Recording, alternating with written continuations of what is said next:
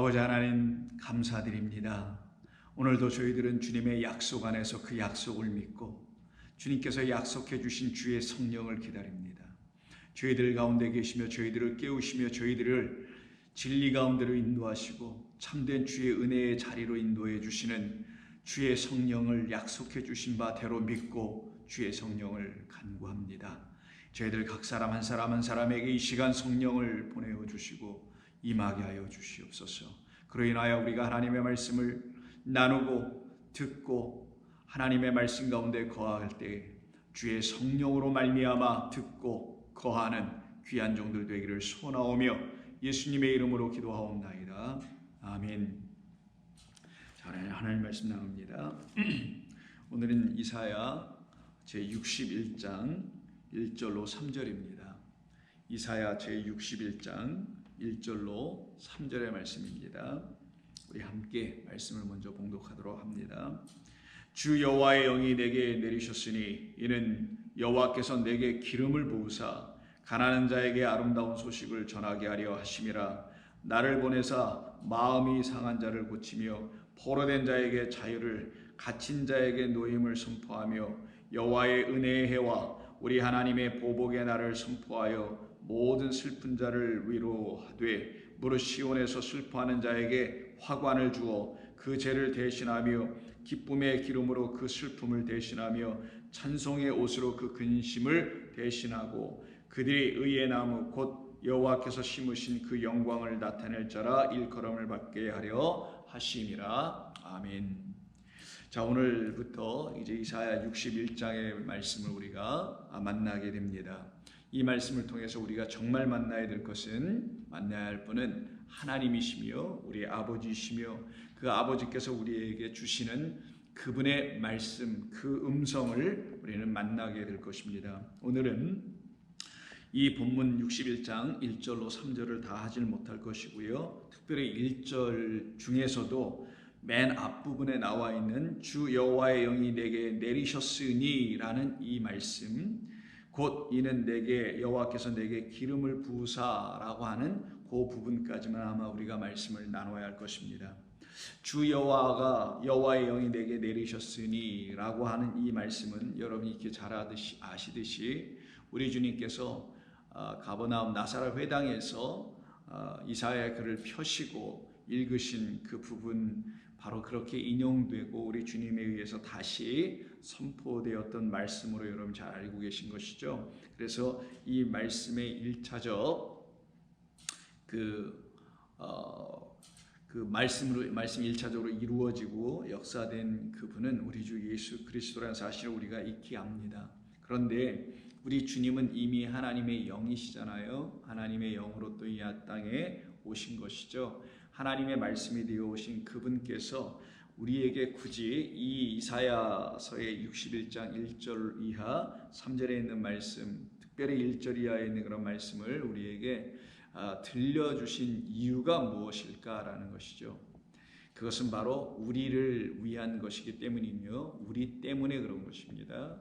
우리가 그 여호와의 영이 우리 가운데 이미 임하여 있었더라면 우리는 우리 주님의 손에 의해서 이사야 61장 1절의 본문이 읽혀지지 않았을 수도 있었을 것입니다.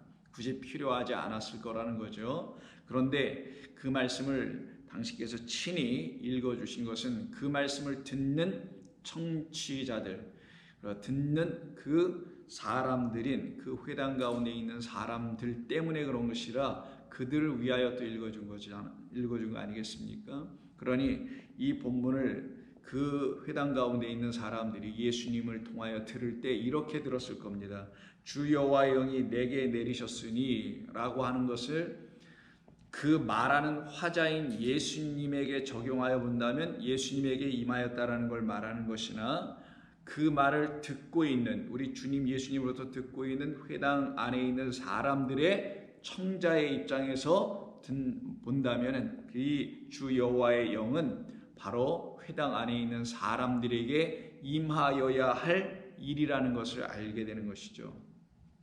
바로 우리를 위하여서 우리 주님께서 이 땅에 오신 것은 주 여호와의 영을 우리에게 부어 주시기 위한 것이었으며 그 일을 이루시고 완성하시는 것이 율법을 완성하는 것이며 선지자들의 손에 율법을 주어 하나님의 음성과 소리를 들려주셨던 모든 것을 폐하는 것이 아니라 더 온전케 하여 완전하게 하려 하심이라는 그 아버지의 뜻대로 보내심을 받아 그 뜻을 이루시는 것이니 그 율법과 선지자를 이루시는다라는 그런 말씀은 그가 우리에게 주신 율법, 하나님께서 우리에게 주신 성경이라는 말씀을 주 여호와의 영의 말씀으로 다시 듣게 해 주시고자 주 여호와의 영이 나 예수 바로 하나님의 아들에게 임하심으로 그로 말미암아 율법을 다시 성경을 다시 듣게 될 때에 누구의 음성으로? 사람의 음성이 아닌 그 영으로 오신 주님의 음성으로 다시 듣게 될 때에는 우리에게도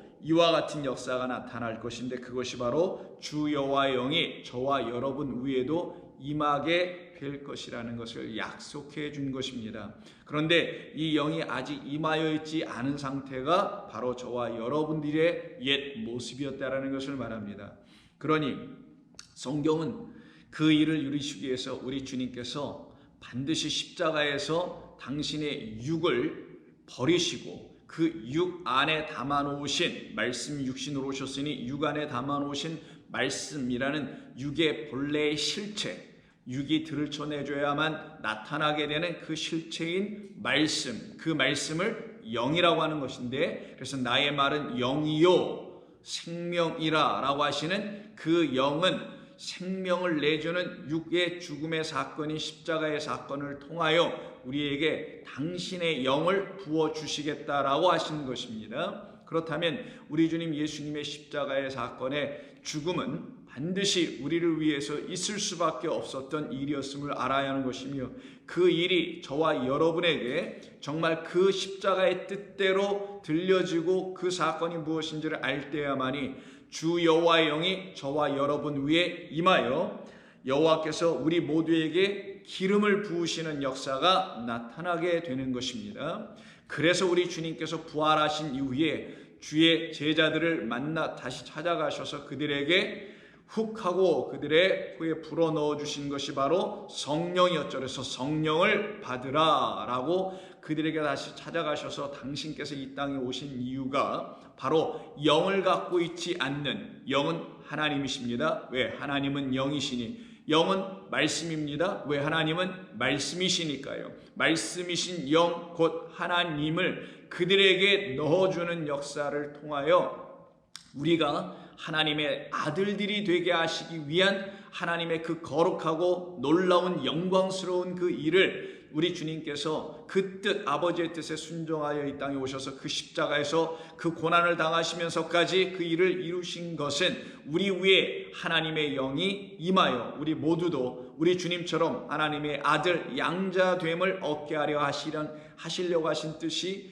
이 가운데 다 담겨 있는 것입니다. 그래서 주 여호와의 영이 내게 임하셨다라는 이 말은 너무나 중요한 말이고 이것은 반드시 저와 여러분이라는 성도들 모두 가운데서 반드시 나타나고 이루어져야 할 일이어야 되는 것입니다. 그렇지 않으면 우리는 예수님을 믿는다, 교회를 다닌다 하더라도 우리는 어떻게 보면 허공을 치는 헛된 싸움, 헛된 일을 할 수도 있다는 사실에 우리는 이 말씀을 더욱더 놀랍게 생각하며 감당해야 될 것입니다. 그러면 주 여호와 영이 내게 내리셨다, 임하셨다라고 지금 말씀하시는데 이 일이 이사야 61장 지금 1절에서 선포는 되고 있습니다만은 이와 같은 일이 처음으로 나타난, 처음으로 역사된 곳이 어디일까요?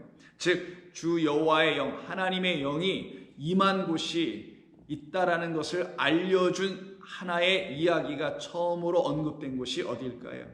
아마 여러분 추측하시듯이 모든 것은 창세기에 거의 다 대부분 언급되어 있다는 것을 아신다면 이것은 창세기 1장에 이미 나타나 있다는 것을 여러분 아실 것입니다. 여러분 성경의 창세기 1장 2절을 보시면은 땅이 혼돈하고 공허하며 흑암이 깊음 위에 있는 바로 그 땅, 혼돈과 공허와 흑암과 깊음 가운데 깊음이라는 것, 바다 깊은 곳을 말하죠. 시면을 말하죠. 무저갱을 말하기도 한다고 하는 것입니다. 그래서 빛이 임하여 들어가지 못한 곳, 그래서 혼돈, 공허, 흑암 상태에 있는 그 땅, 이 땅은 그러기에 그냥 물리적인 우리가 발을 딛고 있는 이런 땅이나 암석으로 되어 있는 이런 지구와 같은 이런 땅을 말하는 것이 아니라 어떠한 살아있는 땅을 말하는데, 그 땅을 뭐라고 하냐? 사람이라고 하는 땅을 말하는 겁니다. 혼돈과 공허와 흑암과 기품이라는 것을 가지고 있는 땅, 그 위에 하나님의 영이 운행하시더라. 근데 그 땅을 갖다가 뭐라고 하냐? 수면이라고도 합니다. 땅이 혼돈하고 기품 위에 있다. 그런데 수면 위에 하신다네. 원래 문맥적으로 보면 땅이 그런 상태에 있으니 땅 위에 임하시더라, 땅 위에 하나님의 영이 운행하신다, 이렇게 해야 되는 것이 맞는데도 불구하고 땅을 수면, 물이라고 합니다. 이걸 바다라고 하죠. 이걸 갖다가 바다가 된 땅, 그걸 갖다가 바다 짐승이 지배하고 있는 땅. 그럼 땅은 실제적으로 우리가 밟고 있는 이런 땅을 말하니 바다화되어 있는 땅, 바닷물로 덮여 있는 땅, 여전히 그래서 그 땅이 온전히 드러나지 못한 땅.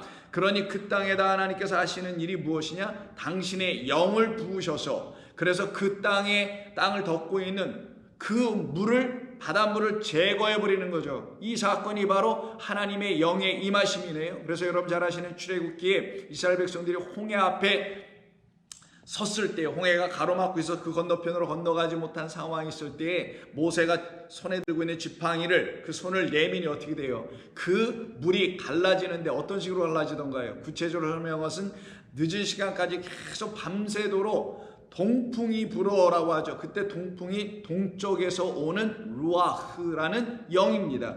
바로 그 영, 그냥 단순한 바람이 아니요, 영이죠. 그걸 만약에 자연적인 상황으로 이해한다면 하나님께서 바람을 부르셨다고 해도 그 성경은 아마 그렇게 이해될 수 있을 것입니다. 그것이 바로 제가 지난번에도 말씀드린 것처럼 율법으로 성경을 읽는 것이라 했죠. 이렇게 우리가 그냥 단순한 상식과 이해와 지식, 이런 것들, 세상에서 누구든지 다 할 수 있는 그런 틀로 성경을 볼 때 그건 바람으로 불어서 물을 마치 제거한 것처럼 보여지나, 그런 것이 출애굽의 홍해 사건이 아니요, 바다로 덮여있는 땅, 그 땅은 바로 어떤 땅이냐? 하나님의 백성들이 모여 하나님의 말씀이라는 영을 받고 하나님의 아들들로 다시 지어져야 될 그곳, 거긴 어디예요? 그냥 단순한 땅이 아니죠. 성전입니다. 그 성전 안에 있는 당신의 백성들의 지금 상태와 그 성전의 상태를 물로 덮여있는 곳이라고 하며, 혼돈과 공허와 흑암과 기품이 있는 곳이라고 하며,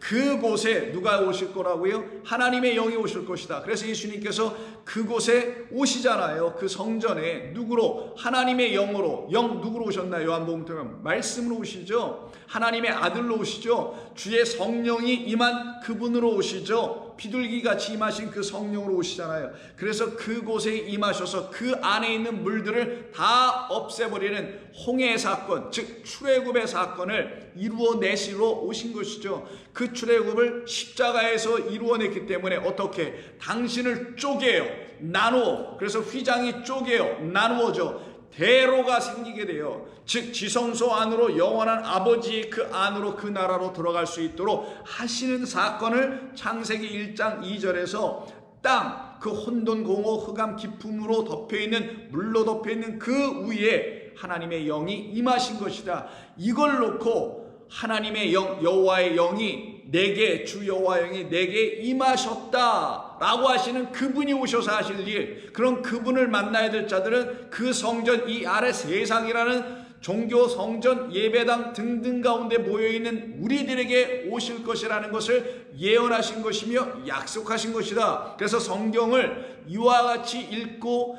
이와 같은 읽음 속에서 깨달은 성도들은 이것을 하나님의 약속으로 믿고 기다리는 자가 되나, 그렇지 않고 율법으로 성경을 읽는 자들은 바람이, 하나님의 능력이 홍해를 갈라놨으니 그와 같은 하나님을 추앙하며 그와 같은 하나님을 기다리는 자들이 될 거예요. 그런 하나님이 우리에게 약속된 하나님이라는 것으로 오해하여, 그런 하나님을 전하여, 그런 하나님을 맹목적으로 예배, 경배, 숭배하게 만들고 헌신하게 만들어서 그 하나님으로부터 그와 같은 결과, 숭배의 결과, 예배의 결과, 헌신의 결과, 섬김의 결과인 축복, 그와 같은 것들을 받게 해주려고 하는 이 아래 세상이라는 나라에 속해 있으며, 세상 성전에 속해 있는 저와 여러분들의 옛 모습을 우리 주님이 보시고 불쌍히 여겨주셔서 찾아오시는 이야기, 바로 그 땅의 상태를 뭐라고 하냐? 악한 땅이라고 합니다. 어떤 땅? 하나님의 영이 없는 땅. 그래서 하나님이 영이 없으니 어둠, 공허, 흑암, 기품으로만 가득한 것, 그 땅을 갖다가 비진리, 무적행의 왕 아바돈이 지배하는, 아블론이 지배하는 그와 같은 땅, 바로 그와 같은 상태에 있는 땅을 갖다가 우리에게 선포해버린 거예요. 창세기 1장 2절은 태초 이전서부터 우리에게 그것을 선포해 주셔서 우리가 그와 같은 상태에 있다는 것을 알려주시는 복음의 이야기이며, 실제적으로 인간의 역사 속에서 그것을 하나하나 들추어 알려주시죠. 그래서 역사가 한참 진행되고 있는 그때는 항상 죄악이 관영되죠. 왜? 이 하나님을 알지 못하니, 이 하나님의 영이 아직 임하여 있지 않으니 땅으로만 살고 있으니, 어둠과 공허와 기품과 혼돈 가운데만 살고 있으니 그 땅은 어두울 수밖에 없게 되지 않겠어요? 그 땅은 죄악으로 가득할 수밖에 없지 않겠습니까? 그것을 설명하는 곳이 창세기 6장입니다. 3절 볼까요? 여호와께서 이르시되 나의 영이 영원히 사람과 함께 하지 아니하리니 이는 그들이 육신이 됨이라. 하나님의 영이 없는 상태, 이걸 성경은 뭐라고 하냐? 육이다라고 하는 거예요. 바사르, 육신, 사르스, 육신, 겉의 것으로서의 육신, 사람의 마음으로 지어놓은 겉의 것만 보여주고 있는 그 육신의 생각, 그것을 갖다가 하나님의 영이 없는 상태, 하나님의 영이 떠나면은 사람은 어떤 존재가 되냐? 육만 남아 있습니다. 그리고 그 육이 말만 하고 있는 상태, 말을 하고 있으니 살아있는 것 같고 영적인 것 같아 보이나 그렇지 않고, 하나님의 영이 없는 상태에서 그냥 살아있는 자, 육으로만 살아있는 자, 그걸 갖다가 하나님의 영이 사람을 떠나 육이 되어 있는 이 상태를 놓고 악한 상태라고 합니다. 이걸 갖다가 창세기 1장 2절에선 땅이다. 어떤 땅? 하나님의 영이 없는 땅. 그러나 바로 6장 3절에 이와 같은 상황에 있는 이 땅 위에 누구를 보내시나요? 그 영을 갖고 있는, 그 영이 뭐예요? 하나님을 알고 있는 자죠. 어떻게 알아요? 하나님이 그 영을 보내주셔서 알죠. 그 사람이 누굽니까? 그의 아버지 라멕이 그의 나이 777세 때에 아들을 낳게 되죠. 그 아들, 바로 그 아들로 말미암아 낳게 된 사람 노아입니다. 그 노아가 바로 하나님의 이 일을 감당할 우리 주 예수 그리스도의 모습을 미리 보여준 것이죠. 왜? 그는 의인이여 당대와 완전한 자며 하나님과 동행하죠. 그런 부패한 땅, 그래서 12절 보면 땅이 부패하였고 포악함이 땅에 가득한 이 상태를 갖다가 육의 세상이라고 합니다. 그래서 여러분, 이 세상을 보시면 율법적으로 봐도 그렇고요, 다 포악하잖아요. 근데 영적으로 포악하다는 건 무엇이냐? 복음으로 이 세상을 볼 때 포악하다는 게 무엇이겠어요?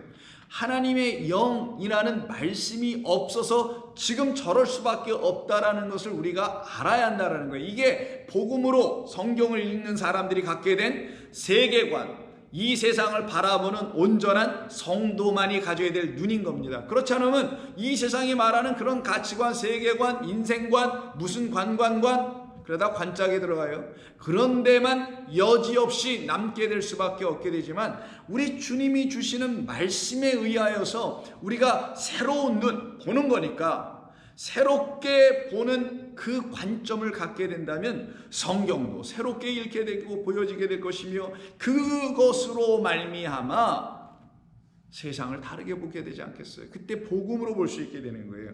이 상태가 바로 세상입니다. 이 상태가 바로 우리 인간입니다. 그런 인간이 살고 있는 이 세상이란 땅에 드디어 하나님 어떻게 하시겠다고요? 1장 2절에서 약속하셨죠. 하나님의 영이 어떻게 하라? 라다프하겠다. 덮으시겠다. 쥐의 날개로 덮듯이 덮으시겠다. 그리고는 어떻게 해요? 바람을 일으키죠. 성령을 보내주시죠. 그리고 어떻게 합니까? 물을 말려버리죠.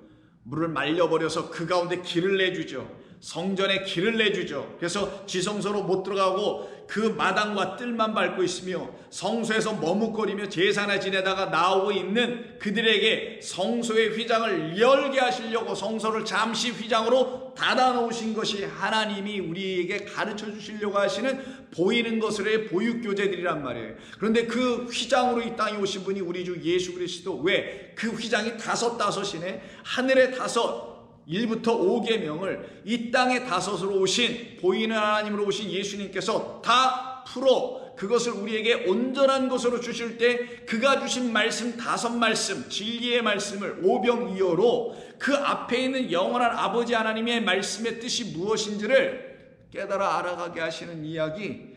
그래서 우리 주님이 이 땅에 오시는 거란 말이에요.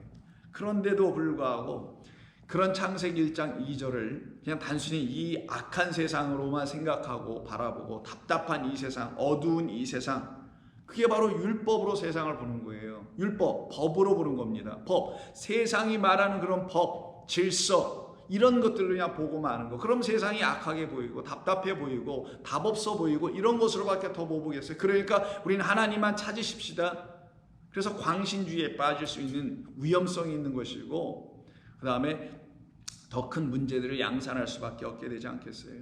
바로 이 상태, 하나님의 영이 떠나가고 그대로 육으로 살아가서 창세기 1장 2절 그대로 본다면은 호감, 흑암, 어둠, 기품, 혼돈 가운데서 번민할 수밖에 없고 뭐가 뭔지를 구별하지 못하고 살아가는 자, 그들이 바로 우리입니다. 이들을 세상의 왕이라고 해요. 바로 그와 같은 사람을 성경에서 한 사람의 왕을 통하여 우리에게 보여주는데 그 사람의 이름이 사울이더라. 그래서 사무엘상 16장 14절을 보시게 되면요, 사울이 왕이 되어 있었을 때에 하나님께서 그에게 어떤 것을 보여주시냐면요, 다음과 같은 것을 보여주시고 그것을 보는 우리 모두에게도 우리가 그 말씀을 어떻게 깨달아 알아야 하는지까지도 더불어 보여주시게 됩니다. 14절 여호와의 영이 사울에게서 떠나, 이게 창세기 6장 아까 3절입니다. 사람과 함께 하지 않을까? 내가 사람에게서 떠날 거야? 떠나. 그럼 영이 떠났으니 6만 남죠. 6만 남은 그에게 찾아오는 것, 6만 남은 그에게 그를 통제하고 그를 주관하고 그를 끌어가고 있는 게 무엇인가? 바로 연결되는 여호와께서 부리시는 악한 영이 그를 번뇌하게 하더라. 트러블하게 하더라는 거예요. 트러블은 뭐예요? 집중 못하죠. 뭐가 뭔지 분간 못하죠. 뭘 해도 문제가 일어날 수밖에 없게 되는 상태이죠. 이걸 지금 번뇌라고만 말했습니다. 하나님의 영, 여호와의 영이 사울에게서 떠나게 되네. 그 왕에게서. 그랬더니 막 그걸로 떠난 것으로 끝나지 않고요, 악한 영, 여호와께서 또 부리시는 영이 있대요. 근데 그 영의 이름을 악한 영이라고 합니다. 그 영이 그에게 찾아와요. 그럼 그건 무슨 말이냐?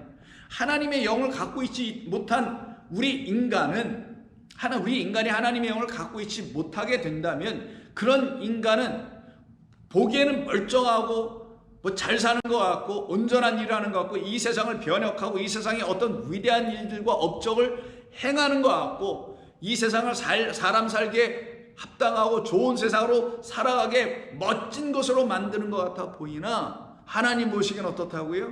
이게 복음으로 하나님의 영을 가진 사람들이 세상을 보는 겁니다. 어떻다고요? 악한 영에 이끌려 번뇌하고 있는 것만 있기나 하고 있는 것이다 라고 하는 거예요.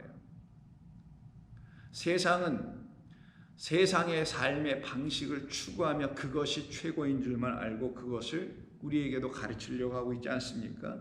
바로 이 사울입니다. 이 사울이 지금 하나님의 영, 여호와의 영이 그에게서 떠나버린 상태. 이 여호와의 영이 떠나버린 이 사람이 결국 악한 영을 갖고 있네요. 그걸 뭐라고 한다고요? 육이다라고 하는 거예요. 육이다라는 거예요. 그럼 육으로 있는 우리에게 약속하신 게 뭡니까?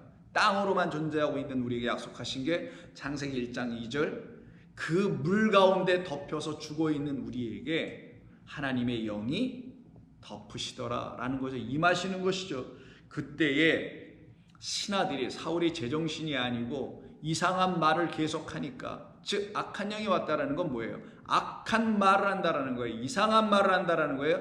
정신 나간 말을 자꾸만 한다라는 거예요. 겉으로 보기엔 그렇지만 진리의 관점에서 성경 읽어볼 때 뭐겠어요? 사울이라는 왕이 백성들에게 참된 여호와의 영의 말씀을 주지 못하는 자가 되었다라는 것을 말하는 겁니다. 그 상태에 있는 것을 신하들이 보고 우리 중에 이 악령을, 왕의 그 악령을 제거해 줄 수 있는 사람이 혹시 없을까라고 서로 의논하며 왕에게 제안합니다. 16절 원하건대 우리 주께서는, 사울 왕께서는 당신 앞에서 모시는 신하들에게 명령하여 수금을 잘 타는 사람을 구하게 하소서. 왜 하필은 수금을 잘 타는 사람을 구하게 하나요? 그러면 악령이 떠나갔나 보죠. 그러면 하나님께서 부리시는 이 악한 영이 왕에게 이를 때에 그가 손으로 타면 왕이 나으시게 될 겁니다. 이때 악령이라고 되어 있지만 하나님 부르시던 악령, 사실은 참된 영, 진리의 영, 성령입니다. 근데 하나님이 주신 이 말의 뜻은 뭐냐면 하나님이 그 사울에게 처음 우리 인간에게 주신 영이 본래 당신의 영, 그걸 형상과 모양으로 지었다고 하죠. 그것이었는데 거기에서 떠나게 되면은 우리가 어떤 상태, 다시 땅으로 떨어지는 상태가 돼요. 하나님의 말씀을 듣지 않는 상태, 하나님의 말씀에서 벗어나는 상태, 그래서 다른 일만 열심히 하고 있는 상태가 딱 되면 뭐가 된다? 그에게 악한 영이 온다라는 거예요. 그 말은 다른 말을 갖게 될 거라는 겁니다. 그래서 누구를 구하게 되냐? 결국 수금을 타는 자 다윗을 찾게 됩니다. 왜? 바로 그 14절 위에 어떤 일이 벌어지냐면 16장서부터 언급되고 있는 1절 이하는 하나님께서 사무엘에게 명하셔서 새로운 왕 다윗을 세우는 이야기가 나오거든요. 그때 다윗에게 어떻게 합니까? 12절 사람을 보내어 결국은 다윗을 데려오게 하죠. 여호와께서 이르시되 이가 그니 일어나 기름을 부으라 하시는지라 해서 사무엘이 기름 뿔병을 가져다가 그의 형제 중에서 그에게 부었더니 이날 이후로 다윗이 여호와의 영에 크게 감동되니라. 그래서 오늘 본문에 두 가지가 연결되는 겁니다. 주 여호와의 영이 내게 임하셨으니 이것은 다른 말로 하면 여호와께서 내게 기름을 부으셨기 때문이다. 여호와께서 기름을 부으시면 내게 뭐가 일어난다고요? 영이 임한다라는 거예요. 오늘 그 의미는 오늘 다 나누지 못하고 내일 해야 될 것입니다. 그러나 같이 연결됐다는 정도를 여러분이 알고 계시라는 거예요. 그게 다윗에게 기름을 부을 때 어떤 일이 벌어지냐? 주 여호와의 영이 그에게 임하여 그를 감동시키더라고요 라는 것입니다. 그 여호와의 영에 감동되어 있는 유일한 한 사람이 누구냐? 그 이스라엘 전체 땅에서 바로 다윗 한 사람이었다라는 거예요. 그 다윗을 데리고 오라는 거예요. 지금 다윗을 찾자라고 하는 겁니다. 그래서는 16장 마지막 23절에 다윗이 그 사울에게 들어갑니다. 하나님께서 부리시는 악령이라고 되어 있지만 여기는 악령이 아니고 그냥 영, 루하입니다. 하나님께서 부리시는 영이 사울에게 이를 때에, 왜 다윗이 찾아 들어가니까 악령이 임하면 안 되고 거룩한 영, 성령이 임해야 되겠죠. 다윗이 수금을 들고 그 성령이 임할 때에 수금을 들고, 왜? 수금을 타면 악령이 떠나가게 될 거라고 생각하니까 수금을 딱 언제 드냐? 여호와의 영이 다윗이 그 사울에게 들어갈 때 여호와의 영이 사울에게 동시에 임하더라는 거예요. 그때 그 영이 임한 것을 통하여 수금을 타기 시작하네요. 수금은 하프입니다.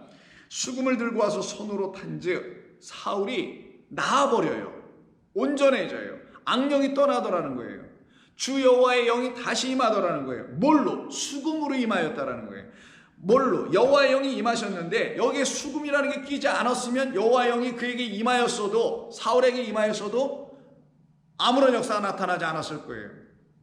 저와 여러분에게도 여호와의 영이 임한다, 하나님의 영이 임한다, 성령 충만함을 받으시오, 뭐 이렇게 수없이 얘기한다 할지라도, 누군가가 얘기한다 할지라도 저와 여러분 위에 동시에 다윗과 같이 수금을 타는 자의 수금 소리를 듣지 아니하면은 우리도 여호와의 영이 내게 임하였는지를 알 길이 없을 것이며, 그로 인하여 나는 육으로, 즉 악한 영의 지배를 받고 있는, 악한 말의 지배를 받고 있는 육에서의 삶을 끝내고 하나님의 영이 내 안에서 들어와 나를 살려내시는 영의 삶으로 거듭나는 역사가 일어나지 않게 될 거라는 거예요. 그래서 수금이 여기서 등장되는 겁니다. 수금은 굉장히 중요한 의미를 갖고 있겠죠. 단순히 하프를 했다, 연주를 했다, 좋은 음악을 들으니까 힐링되더라 해서 요즘에 뭐 힐링 음악까지 나온다고 하는데 그러면 힐링이 되는 건가요? 그런 음악에 대한 이야기라는 건가요, 이게요? 그래서 아마 사람들이 힐링 음악들, 힐링 뭐 치료 뭐 이런 걸 하는 것 같아 보이는데 성경 그런 얘기하지 않습니다. 자, 사울이 수금을 연주하게 되니 다윗이 연주하게 되니 사울이 상쾌하여 낫고 악령이 떠났다고 하는 세 가지를 표현합니다. 먼저는 상쾌, 두 번째는 낫고, 세 번째는 악령이 떠나요. 자, 그러면 먼저 상쾌하다는 게 뭘까요? 영어로 말하면 refreshed 됐다라는 거겠죠. 그대로 하면 refresh가 뭐예요? fresh, 새로운 공기를 갖게 되는 거죠. 새로운 공기, 여러분 답답하고 꽉 막혀 있는 공간에 있으면 그 공기가 탁할 거예요. 그런데 거기서 빨리 나가서 시원하고 상쾌한 공기를 마실 때 그 기분이 어떤지 여러분 잘 아실 겁니다. 바로 그 상태를 설명하는 걸 갖다가 지금 상쾌하다고 말했는데 이 단어가 그 하나님께서 다시 당신이 부리시는 영, 당신이 부리시는 악령도 있지만 당신이 부리시는 영이 사울에게 임함으로 이루어진 거잖아요. 그때 동시에 수금이 탔기 때문에 일어나게 됩니다. 그로 인해서 상쾌했다는 이 상쾌했다는 단어가 라바흐라고 합니다. 이 라바흐는 루하흐라는 단어와 똑같은 단어예요. 이걸 동사로 읽어버리면 발음이 라바흐가 되는 거고 명사 영이라고 하는 명사로 읽게 되면은 루하흐라고 발음하는 것뿐이에요.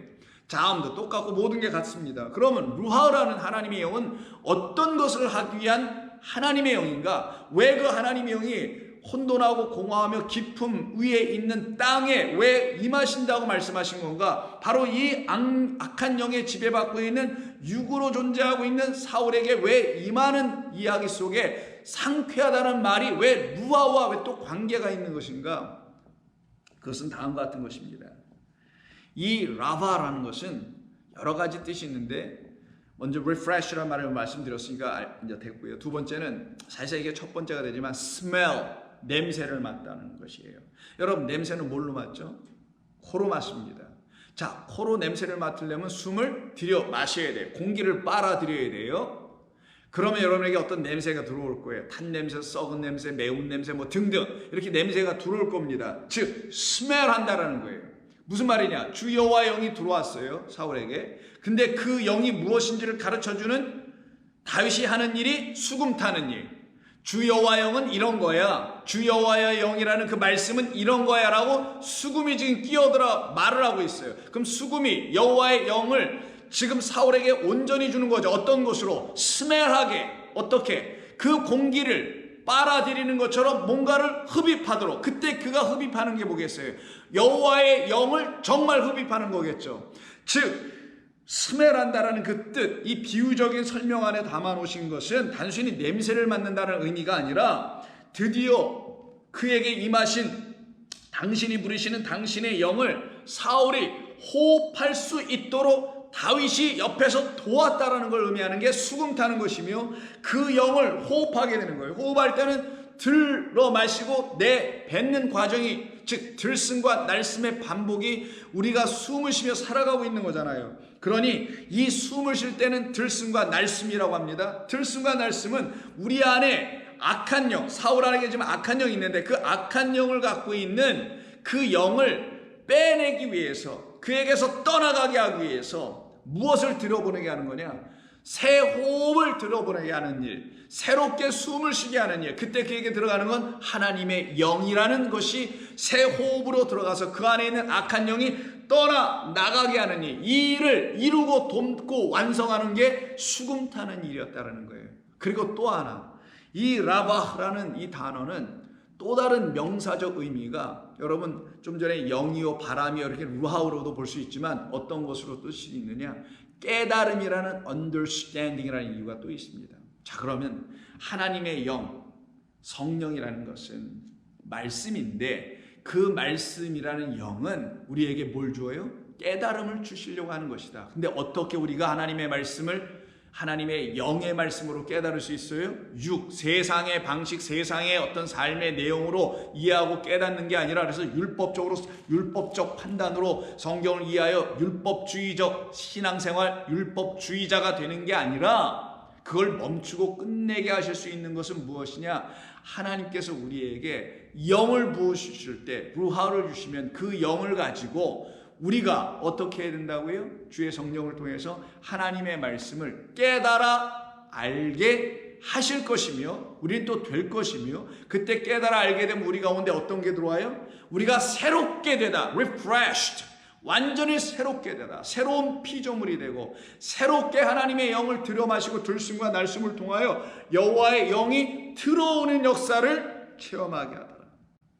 그때 상쾌하다는 단어, 하나님의 영을 호흡하게 한 그 일로 인하여서 낫다라고 말해줘. 지금 본문 23절에 낫고라는 말로 했지만 이걸 뭐 낫다라고 해야 될지 모르겠습니다만은 더 좋은 말이 있다면은 완전하게 됐다라는 말, 온전하게 됐다는 말이 더 좋을 것 같습니다. 왜냐하면 이건 창조 때 쓰시는 창세기 1장의 언어이기 때문에 그런 거예요. 하나님이 천지를 지으시고 첫째나 둘째나 처음 말씀하실 때 보시기에 뭐 했더라? 좋았더라. 왜? 그게 그 자체로 완전한 것이니까. 하나님이 우리에게 주신 이 세상은 그 자체로 완전한 것이니까. 지금 문제, 우리가 인간이 이걸 파괴하고 있는 것뿐이죠. 생태학적으로도 환경적으로 이 주신 거 완전한데 파괴하죠. 하나님 주신 이 말씀 어떻습니까? 이 자체가 흠이 있어요? 아니죠. 흠도 없고 점도 없으니까 가감할 이유가 없다고 하시잖아요, 우리 예수님께서. 이 자체로 완전한데 문제는 뭐예요? 마치 우리가 이 생태 자연의 세계, 하나님 주신 것을 인간의 욕심과 이 불의와 이 탐욕들이 저 환경들을, 생태를 파괴하여 결국 그것이 우리에게 지금 넘겨주고 있는 것이 생태 파괴의 결과로 우리가 지금 고난당하고 어려운 가운데 있는 것처럼, 마찬가지로 하나님이 주신 이 첫 번째 이 귀한 말씀, 완전한 말씀, 이걸 우리가 어떻게 해요? 우리 육으로 보내. 육은 뭐라 했어요? 악한 영에 지배받고 있는 상태예요. 공허, 혼돈, 기품, 어둠 속에 있는, 흑암 속에 있는 그 상태로 깜깜한 눈으로 바라보고 있으니 이것이 우리에게 뭐합니까? 우리를 오히려 더 해하는 말이 되어 오더라는 거예요. 그 상태에 있을 때 하나님께서 우리에게 천지를 지어놓으시고는 이 천지를 통하여, 내가 지은 걸 통하여, 내가 지어져 내가 손으로 쓴 이 말씀을 통하여, 내가 너희 이 창조보다 먼저 내가 너희에게 나를 통하여 낳게 된, 나를 통하여 너에게 보내어진 내가 지은 내 예수로 말미암아 너희를 내가 온전히 다시 바꿀 거야. 그러니 예수님도 완전하고 성경도 완전하고 창조된 모든 첫째 하늘 첫째 땅도 완전한 거예요. 왜? 하나님이 완전하시니까. 그런데 그 완전한 것이 우리가 무엇인지를 알아보질 못하게 될 땐 우리는 여전히 refreshed, 날 수가 없어요. 깨끗해질 수가 없어요. 상쾌해질 수가 없습니다. 상쾌하가 되게 이상한데 살아날 길이 없어요. 주의 영을 받을 길이 없어요. 그래서 낫고가 아니라 이건 토브, 보시기에 좋았더라. 다시 여호와의 영을 갖게 하는 수금의 연주가 그에게 들려질 때 그의 코가 열리고, 그가 죽었다 다시 살아났다라는 거예요. 왜? 숨을 못 쉬는 자가 코가 열려서 스멜, 냄새를 맡는 게 아니라 숨을 드디어 쉬어서 들숨과 날숨을 통하여 하나님의 영을 호흡하는 자 되었으니 보기에 어때요? 좋았더라. 내가 이 모든 걸 지어놓은, 육으로 보여지는 걸 지어놓은 것은 너희에게 영을 주기 위함이야 라는 것과 같은 것입니다. 바로 그 상태에서 낫고, 그러니 그에게 있는 악한 영, 바로 악한 말, 다른 말로 하면 악한 영이라는 게 뭐겠어요? 하나님 주신 영이 있는데 이게 이 육들이 다 하나님의 영을 담고 있는 건데 그 영을 깨닫지 못하고 육 자체만 받아들이고 이 육을 또 해석해, 육으로 또 이 육을 영으로 해석해야 되는데 이 보이는 모든 것들 성경을 육으로 해석해버리네. 그럼 그게 뭐 한다고요? 악한 영이 되는 거라는 거예요. 이 보이는 모든 것들이 악한 영, 우리에게 악한 호흡을 준다라는 거예요. 그럼 어떻게 해요? 죽는 거죠. 이거 bad spirit, bad evil spirit이니까 악한 말이 우리 가운데 들어올 수밖에 없게 되죠. 이 상태에 있는 사울을 지금 다윗이 수금을 연주하여 놀랍게도 고쳐내더라는 거예요. 온전케 하더라는 거예요. 수금이 어떤 일을 하기에 좀 뒤에 듣겠습니다. 수금에 무슨 기타를 치고 하프를 연주하면 비파는 기타 같은 거거든요. 이렇게 하는 거. 그런 거라서 음악을 들으면 된다고 해? 아닙니다. 그런 뜻은. 그런데 이런 사울이 이것으로 잘 해결돼서 그에게 들어온 그 영을 그가 잘 지켰으면 좋았을 텐데 블레셋의 장수인 골리앗을 소년 다윗이 가서 무찔러 버리잖아요. 그리고는 그 목을 베고 전쟁에 승전한 장수로 개선하여 이스라엘 유다로 다시 돌아올 때 그 유대의 땅의 여자들이 마치 우리 주님 나귀 타고 예루살렘 성에 입성하실 때 수많은 백성들, 수많은 여자들이 호산나라고 외치며 우리를 구원하소서, 여호와의 이름으로 오시는 주여라고 외쳤던 것처럼 똑같이 사울이 죽인 자는 천천히요 다윗이 죽인 자는 만만이라고 하는 말을 18장 7절 그 다음 장에서 얘기합니다. 이 말을 들으면 이게 진리로 무엇인지를 깨달으면 나 같은 사울에게는, 나 같은 육에게는, 나 같은 악한 영을 갖고 있었던 자는 언제든지 악한 영을 다시 가질 수 있는 가능성이 아주 농후한 나 육을 여전히 갖고 있는 자는, 이게 사울로 우리 인간 전체를 설명하는 거예요. 언제든지 실족할 수 있으니 나는 나에게 이렇게 수금을 타 진리를 들려주고 하나님의 영을 내 안에 넣어줄 수 있는 다윗의 후손, 그래서 다윗이 오는 거예요. 다윗과 같은 존재가 내게 반드시 필요하구나 라는 거 알면 그는 나에게 만만이요 나는 천이요, 나는 율법으로 존재하고 있는 천이지만 그는 율법에 그 10이 더 더해짐으로 완전함을 이룰 뿐이네. 그걸 깨달았으면 되는 것인데 사울은 그러질 못했네요. 그러지 못할 우리라는 인간, 저와 여러분들도 그럴 가능성이 농후한 거 아니냐고요. 그런 우리를 위해 지어놓으신 말씀이 18장이에요 그때 사울이 8절 그 말에 불쾌하여 심히 노하여, 이게 육으로 보는 거잖아요. 다윗에게는 만만을 돌리고 내게는 천천만 돌리니 그가 더 얻을 것이 나라 말고 무엇이겠냐. 이 나라를 다 얻을 텐데 나는 그럼 왕이 더 이상 못 되겠네 라고 하는 생각에 빠져듭니다. 그날부로 사울이 다윗을 주목하더라. 그 이튿날 하나님께서 부리시는 드디어 악한 영 우하흐 라라는 말입니다. 악한 영이 사울에게 힘있게 내림에 더 강하게 내리더라는 거예요. 두 번째는 그 집안에서 정신없이 떠들며, 이 악한 말을 갖고 있으면 뭔 말을 하는지 그냥 말은 많이 하고, 저도 말을 많이 합니다만은, 근데 무슨 말인지 알아들을 수 없는 정신없는 말, 누스, 깨달음이 없는 말이 정신없는 말이에요. 이 말을 떠들어댄다는 의미예요. 뭐 미쳐서 날뛴다는 그런 말이 아니라 다윗이 평일과 같이 손으로 이 사람 사울을 위하여 수금을 타줍니다. 그때 사울의 손에 창이 있는지라 그 창을 다윗에게 던져버리네요. 벽에 같이 박혀 죽이려고. 근데 아직 때가 아니죠. 이걸 뭘 말하는 겁니까? 창에 찔려 죽임당할 우리 주 예수 그리스도를 설명하려고 하는 것뿐이에요. 근데 우리가 그렇게 하는 게 아니라 하나님께서 그 제사를 드리는 거지. 사울아, 너는 살인하지 말라. 인간들아, 너희는 희생제물을 너희 손으로 드리지 말라. 이렇게 드린다는 이 말을 너에게 가르쳤던 제사 방법을 가르쳐 준 것은 여호와의 유월절 곧 여호와 내가 내 제물을 내가 취하여 너희들로 해줄 거니까 너희가 던져가지고 그를 해하고 그를 살해하여 그를 희생제물로 들여 사륙하는 일이 있어서는 안 돼. 그걸 가르쳐 주려고 사울의 손에서 죽임을 다윗이 당하지 않게 하는 것뿐이란 말이에요. 피하죠. 그를 떠납니다. 그런데 이와 같이 하나님이 부리시는 악한 영, 즉 하나님이 부리시는 이 모든 것들을 진리의 영, 성령, 온전한 하나님의 말씀, 완전한 하나님의 말씀, 그래서 나를 상쾌, 아니죠, 나에게 새 영과 호흡을 주고 나를 낳게 하는 게 아니라 나를 완전하게 하고 보기에 참 좋으셨다라는 완전함, 그 톱으로 이루어내게 하시는 일이 일어나지 않은 사람이 사울이잖아요. 또 있습니다. 우리 이 땅의 모든 인간이 다 그런 것인데 성경에서는 또 한 사람의 예를 보여줍니다. 구약에서 구약 성경 열왕기상 22장을 보게 되면요, 이때 당시 이스라엘, 북이스라엘의 왕은 아합, 그 유명한 아합입니다. 엘리야 아시죠? 하늘에서 불 내려오는 이야기. 그때 왕이 아합이잖아요.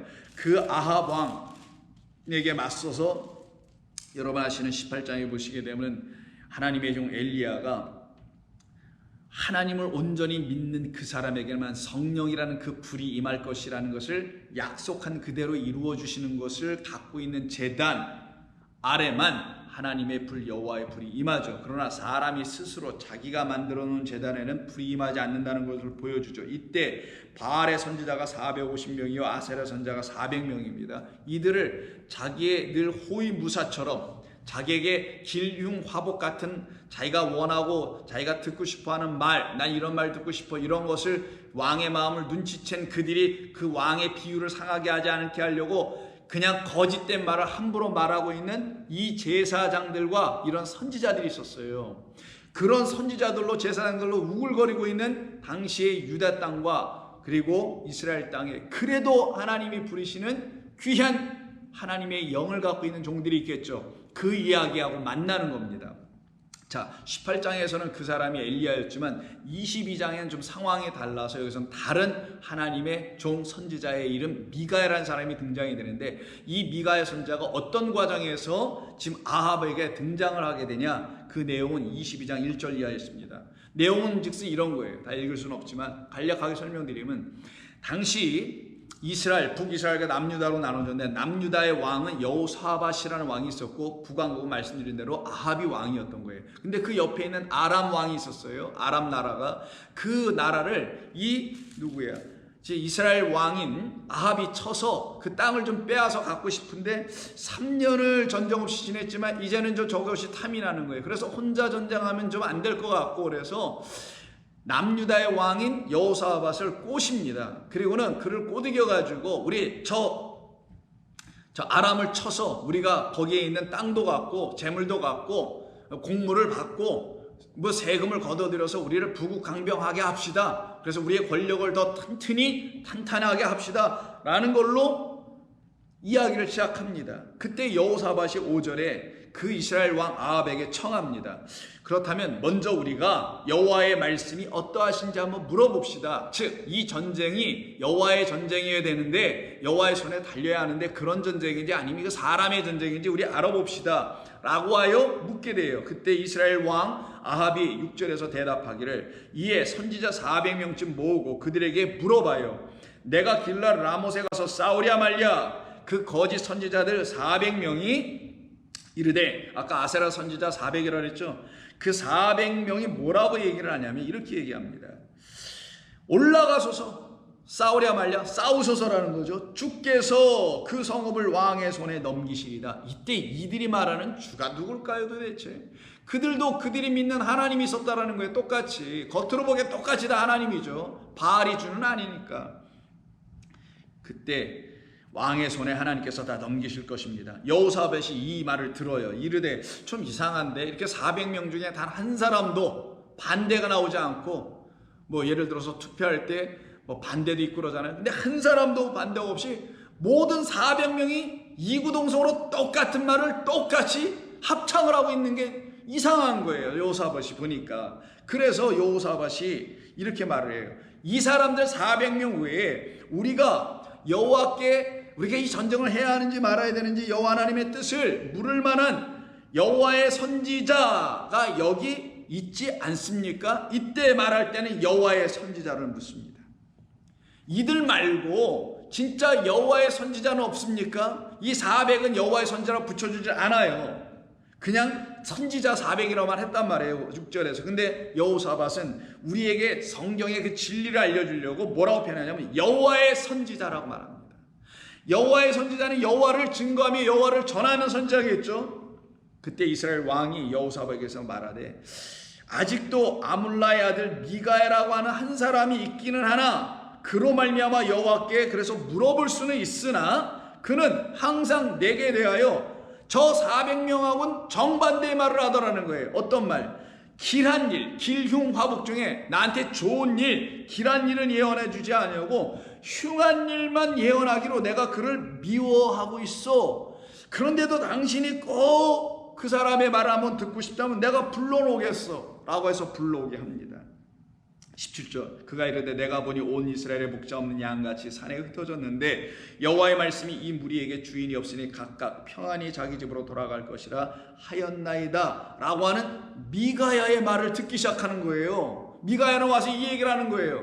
아니, 미가야는 그 400명과 달리 전쟁하지 말고 집으로 빨리 돌아가셔. 당신들에겐 지금 목자가 없어. 당신들은 다 산천초목이 흩어져 있는 기르는 양들, 곧 이리가 와서 다 물어 뜯어 당신들은 다 죽임을 당할 것이니 그 목자가 올 때까지는 당신들은 바깥으로 나올 생각도 하지 말고 빨리 집으로 들어가시오라고 하는 거예요. 비유죠. 왜? 이스라엘의 그 땅에는 목자가 없다는 걸 알려주려고. 이 세상이란 땅에는 지금 어둠이고 공허며 하나님의 영으로 임하여 오신 그 목자가 없어서 전부 다 흩어진 길 잃은 양들이다. 이걸 지금 말하고 있는 거죠. 이렇게 예언하니 흉한 예언이라고 해요. 이걸 갖다가 이스라엘 왕이 여호사밧에게 이르되 저 사람이 내게 대하여 길한 것은 예언하지 아니하고 이와 같이 흉한 것만 예언하겠다고 당신에게 말하지 아니하였나이까. 더 들어볼 필요 없다라는 거죠. 이때 미가야 그 선지자 여호와의 선자가 이르되 그런지 왕은 여호와의 말씀을 다시 들으소서. 내가 보니 여호와께서 그의 보좌에 앉으셨고. 그같이 하나님을 보면 얘기하네요. 근데 이걸 믿겠어요 그 사람이? 나는 눈 떴는데 안 보는데 너는 도대체 뭘 보냐고 하겠죠. 그는 진리의 영으로 말미암아 진리의 하나님을 보고 있는 거거든요. 하늘의 만군이 그의 좌우편에 우리 그 하나님을 모시고 서 있는데 그때 여호와께서 말씀하시기를 누가 아합을 꾀어서 그를 길앗 라못에 올라가서 죽게 앓고 하시니 하나는 이렇게 하겠다 하고 또 하나는 저렇게 하겠다 하였는데 그때 한 영이 나와 여호와의 천상에서의 지금 말씀입니다. 나와 여호와 앞에 서서 말하되 내가 가서 그를 꿰겠습니다. 그러면 여호와께서 부리시는 영이 지금 나가서 그를 꿰겠다면은 아까 사울에게 임하였던 무슨 영이 되는 거예요? 이 영이 온전한 영이 사람들을 꿰게 하면은 뭐 한다고요? 악한 영이 되는 거예요. 하나님께서 부리시는 영이 하나님이 하시는 일이 무엇인지를 전해주는 그 영이 우리에게 이미 오셔야 하는데 그 영을 못 받고 사람들이 전해주는 그 영을 받게 되면은 바로 그 영들, 그 사람의 말에 의해서 우리가 다 어떻게 된다고요? 꾀임을 넘어가더라, 미혹을 당하더라. 귀신의 영들에서 미혹당한다는 걸 가르쳐주는 겁니다. 우리 이 땅에 있는 자들이 바로 아합 같은 자들이 바로 이와 같이 미혹을 당하고 있다는 걸 가르치는 겁니다. 하나님께서 우리를 미혹하신다는 그런 말이 아니라 당신이 보내어 주신 이 첫째 보이는 모든 육으로 지어진 것 안에는 당신의 영이 있음을 알아야 하는데 그것을 알려주는 자가 없으면 이 육으로 말미암아 그들은 하나님의 그 영을 보지 못하여 육이 내어주는 악한 말을 갖게 될 것이다. 그걸 악한 영이라고 하는 거예요. 그래서 그 사람은 누구냐? 사울이었고 여기서는 아합이었던 것이고 우리의 옛 모습이 다 이렇다라는 걸 얘기하는 겁니다. 22절 여호와께서 그에게 이르시되 어떻게 하겠느냐 그러면 이르되 내가 나가서 거짓말하는 영이 되겠습니다. 이게 뭐 하는 거라고요? 미혹하는 영. 자, 여기서 우리에게 알려주는 거예요. 백성들이요, 성도들이요, 하나님을 사랑하는 사람들이요, 여러분들이 도대체 어떤 말을 지금 듣고 있는가라는 걸 묻는 거예요. 하나님께서는 지금 우리 모두에게 묻고 있는 겁니다. 우리에게 지금 이 설교를 듣는 이 순간에도 우리가 하나님이 보내시는 영으로 말미암아 거짓된 말을 듣는 게 아니라 참된 말, 진리의 말을 듣고 있는가? 그러려면 우리에게 어떤 영이 와야 돼요? 거짓말하는 영이 아니라 참된 말을 하는 영이 오셔야 돼요. 그 영을 진리의 영 혹은 성령, 여호와의 영이라고 하는 겁니다. 그 영을 못 가진 자들은 이 상태라는 걸 알려주려고, 그게 아합인데 아합이 갖고 있는 영은 이런 거라는 걸 알려주려고, 하나님을 영접하지 않고 하나님의 영에 감동되지 않고 하나님의 말씀을 그리스도 예수로 말미암아 그 영으로 말미암아 깨닫지 못한 이 세상 모두는 바로 아합과 같이 거짓말하는 영에 붙잡혔다는 사실을 알려주려고 아합에게 거짓말하는 영이 들어가 버리고 사울에게 악한 영이 들어가 버린 그 상태를 갖다가 죄악이 관영한 이 땅 노아 당시에 하나님의 영이 떠난 상태, 육으로만 남아있는 상태라고 말하는 거예요. 그래서 주 여호와 영이 내게 임하셨으니는 우리를 다 살리겠다는 하나님의 또 다른 약속입니다. 왜? 그와 같은 우리, 아합 같은 우리, 사울 같았던 우리에게 주 여호와 영이 임하셔야 하니까요. 그때 거짓말하는 영이 되어 가겠습니다. 이것이 저의 전략입니다. 제가 이런 방식으로 갈게요 라고 하는 거죠. 가서 누구에게 임한다고요? 아합에게 임한 게 아니에요. 누구에게 임한지 아십니까? 선지자들에게 임한 거예요. 여기에 중요한 말이 있습니다. 일반 성도들에게 임한 게 아니라는 거예요. 누구에게?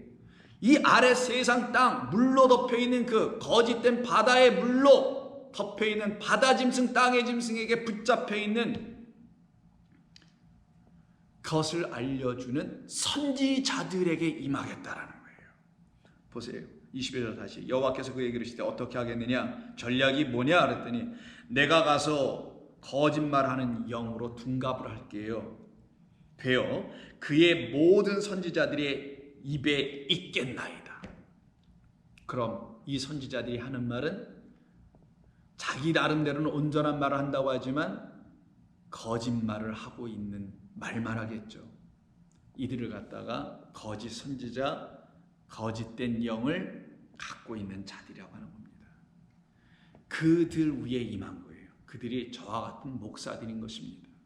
그와 같은 목사들, 그와 같은 종교적인 지도자들, 하나님 말씀을 가르친다고 하는 모든 사람, 그게 평신도든 목사든 누구든 관계없이 그 말씀을 들고 가르치고 선포한다는 모든 자들은 다 이 말씀을 읽으며 두려워할 줄 알아야 돼요. 저도 두렵고 혹시 내가 이 일을 하고 있는 자는 아닐까? 이 거짓말하는 영이 내게 와서 그 영을 부어준 건 아닐까 하고 스스로 점검하고 분별해야 합니다. 또 여호와께서 왕에 대하여 그리고 거짓말하는 것을 넣어주겠다라는 거예요. 그리고 여호와께서 이르시되 너는 가서 그럼 꾀겠고 미혹하겠고 또 다 이루어라. 미혹하여 그들로 하여금 그들이 주는 말은 거짓 선지자들이 주는 말은 다 거짓됐다라는 것을 완전히 이루어라. 그래야 어떻게 돼요? 그 말 듣고 결국 아합은 멸망당하고 그로 말미암아 그걸 교훈 삼아 그 사건을 보며 그 상황을 보며 내 백성은 깨달아 나의 영을 구할 것이고 내게로 돌아올 것이다 라는 것입니다. 이제 여호와께서 거짓말하는 영을 왕의 이 모든 선지자의 입에 넣으셨고 또 여호와께서 왕에 대하여 화를 말씀하셨나이다. 이게 미가의 말이었던 거예요. 미가야의 말이었던 겁니다. 그러니까 그나냐의 아들 시드기야가 가까이 와서 미가야의 뺨을 때리며 이르되 여호와 영이 나를 떠나 어디로 가서 내게 말씀하시겠느냐?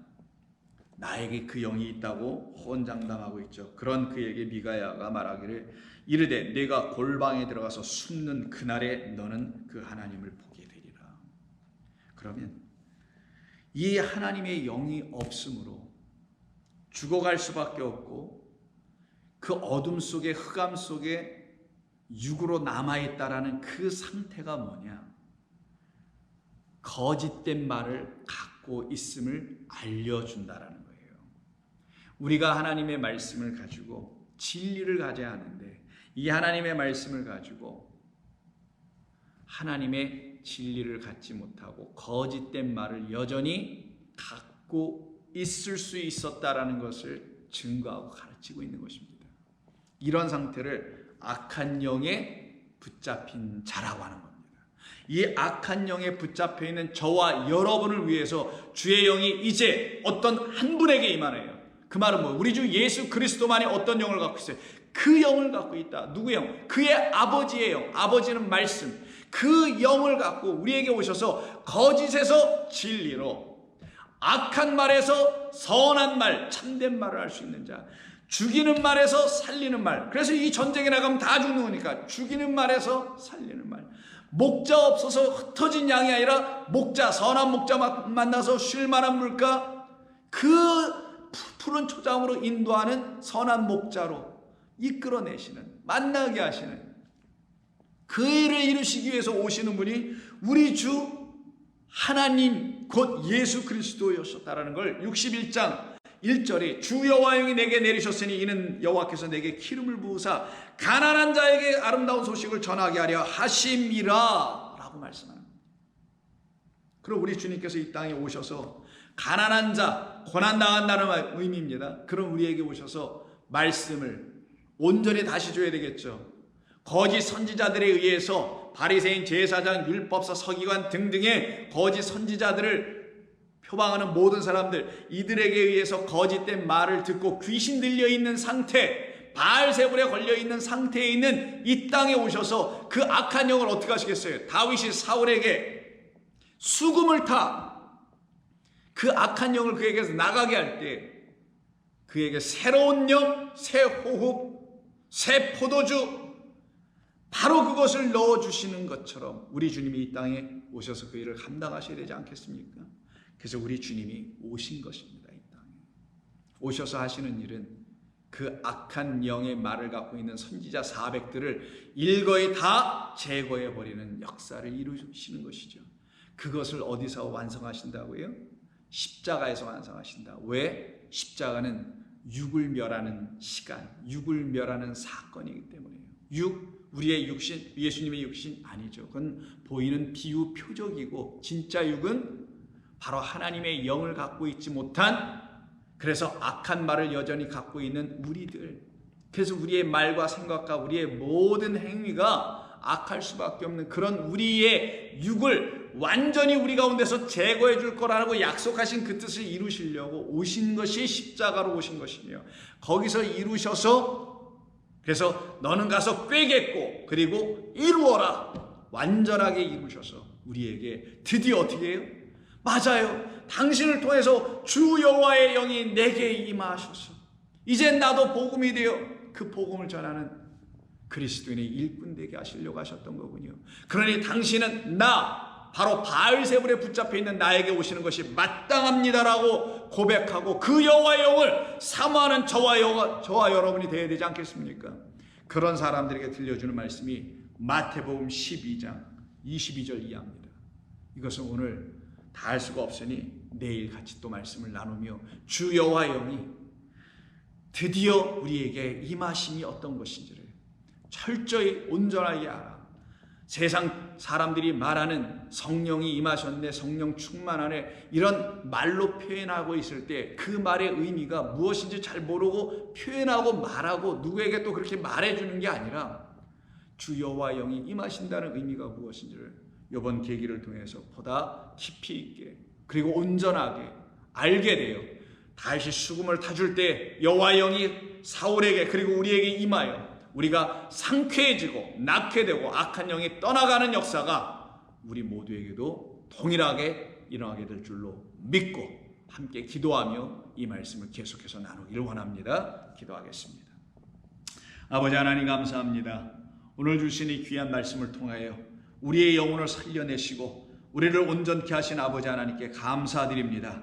이 말씀을 통하여 우리의 영이 살아나며 이제는 주님과 함께 호흡하며 주의 말씀을 그리스도 예수 당신의 영으로 다시 성령으로 다시 들을 수 있도록 도우실 줄로 믿습니다. 감사하며 예수님의 이름으로 기도하옵나이다. 아멘.